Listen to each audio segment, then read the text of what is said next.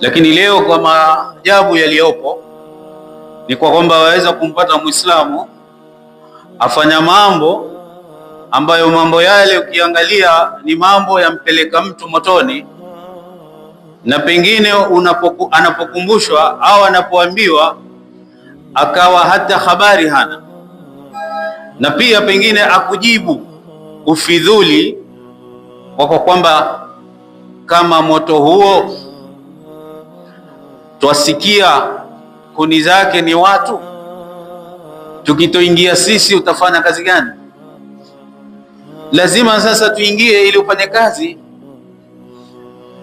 Eti anatukulia kwa akili yake, kwa mawazo yake, anaufananisha na moto huu wa duniani.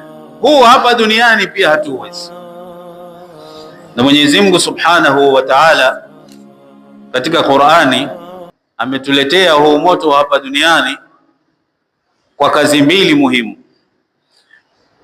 Sisi lakini mara nyingi tunaona kazi ya moto wa duniani muhimu ni moja, ni kutumia katika mahitaji yetu kwa kupikia na kwa mambo mengine, lakini hiyo ni kazi moja tu.